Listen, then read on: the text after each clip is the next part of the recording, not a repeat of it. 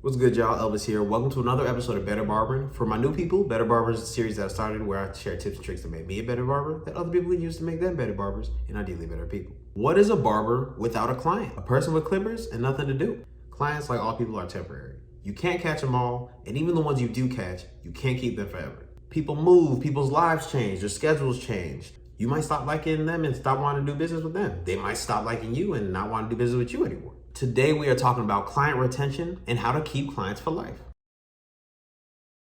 Clients are only loyal to barbers that fit into their lives a certain way. If your schedules don't align, they're gonna have to go to somebody else to get the haircut.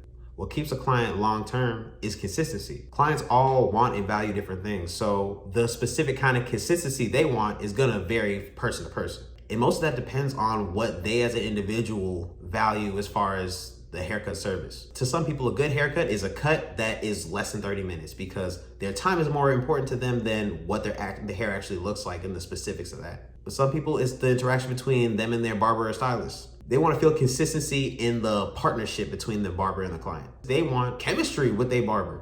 They want to be able to vibe and resonate with who does their hair. The consistency most clients want is consistency with time as well as the quality of the service. A lot of people don't care about how long it takes you to cut hair, but they just want it to be the same every time. A lot of people get the same haircut and they just want it to look the same. They don't care if it looks better over time, really. They're just satisfied with what they've been getting and they want to continue getting that. And no one's ever been mad about like, damn, bro, you're really improving on my haircut. I liked how you used to cut. No one says that. For those that don't know, I don't believe in clients being able to cheat on me. Damn near everybody's a chair hopper. The first person to cut your hair is probably not gonna be the last person to cut your hair. We are all for the streets. There is no exclusivity. That's how I feel. Even though I don't think there's any exclusivity, I do know there's a lot of clients that just have strong preferences on who cuts their hair and who they trust. All my clients either have gotten cut or get cut by other people. They're still my clients though. I still cut their hair. We have a relationship. I just don't think we're exclusive. We all for the streets. When it comes to trying to increase your client retention, you have to understand that you cannot keep everybody. That's not even something that's within your power.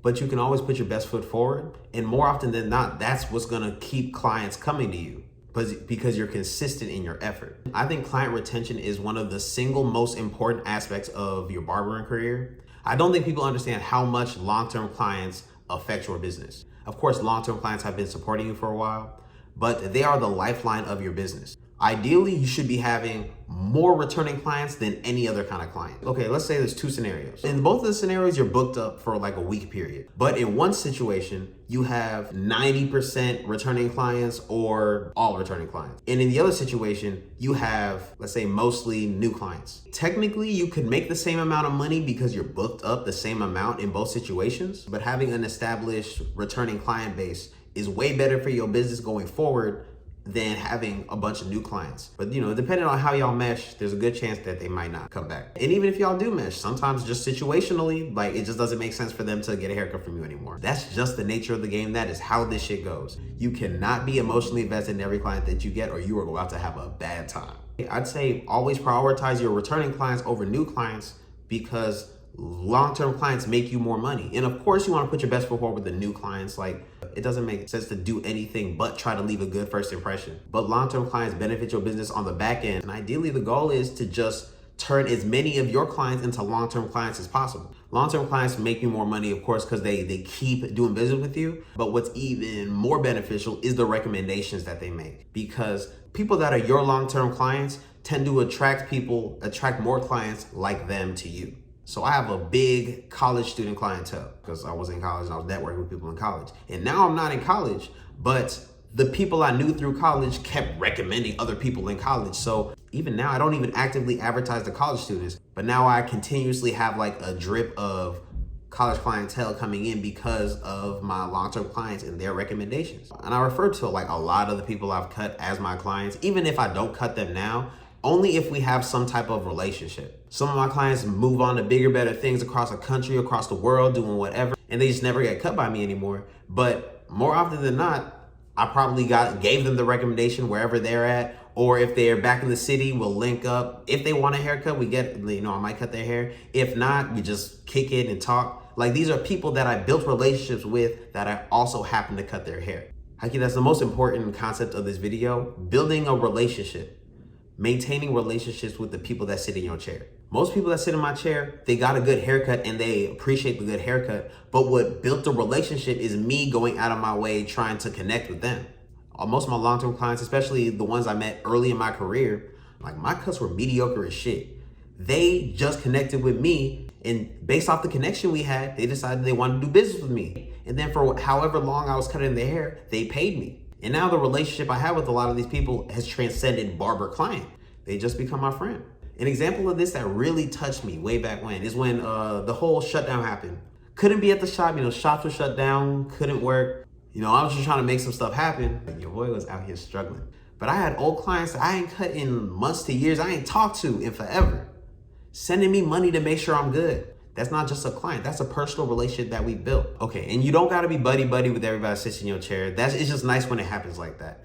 But the clients that will show you the most loyalty are the ones that need some type of specialty haircut or have some type of problem they need you to work through. All my clients with some type of problem with their hair, whether it's like they got some interesting cowlicks that you got to pay attention to, or spots with alopecia. If you have clients with any kind of conditions with their hair or their scalp, whether it's like alopecia or they got cowlicks, or maybe it's even just they got some crazy dandruff, and you can help them with their specific issue, whether it's cutting it just right to hide this and that, or styling it, or helping them with some type of treatment or products. Clients appreciate that more than you can understand, because you're not just the person that cuts their hair, you are their barber. You have built a relationship. You have become a partner in them looking their best. So now they got some loyalty to you because you have a specific value that they cannot get anywhere else. And even if they end up having to go to somebody else, you've become a trusted resource. If they want to recreate the haircut that you did, they're going to ask you the questions so they can take that information to the next barber. If you're a barber and it makes you uncomfortable to answer questions to help your client get a better haircut from another barber, I think you need to grow up. Getting a haircut is a service. I don't care what anybody says. Of course, haircuts can influence you in a bunch of different ways. It can affect your energy, your perception of the world, all that cool shit. But it is a service. People need to go somewhere to get their hair cut. If you're gonna take it personal, like, why didn't they put money in my pocket? Then it's like, bro, this is not for you. You might need to sign up for something else because it sounds like you're not built for this shit. Even if you're not built for this shit, you can build yourself for this shit. Maintaining good relationships with your clients is not all about extracting as much bread as you can from them. My oldest clients aren't people that sit in my chair anymore now, but they have brought endless value to my life through opportunities, through exposure. A lot of these people have opened doors for me and gave me information that I otherwise wouldn't have had. Some of them, they don't pay me anymore, but they opened me up to new money opportunities, so they're still benefiting my pockets. If you go into your business interactions with the mindset of building relationships and actually providing them value, people are going to reciprocate value. And a lot of people are gonna give you way more value than you give them.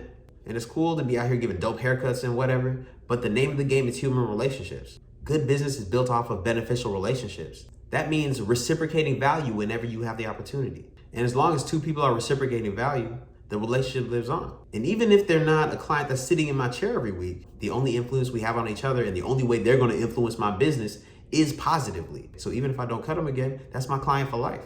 All right, that's all I got. I appreciate y'all watching, especially to the end, because it means a lot. I know y'all the real ones. But if you got any value, please go ahead and like and subscribe. If you haven't already, check me out. Follow me on Instagram at Cuts by Elvis.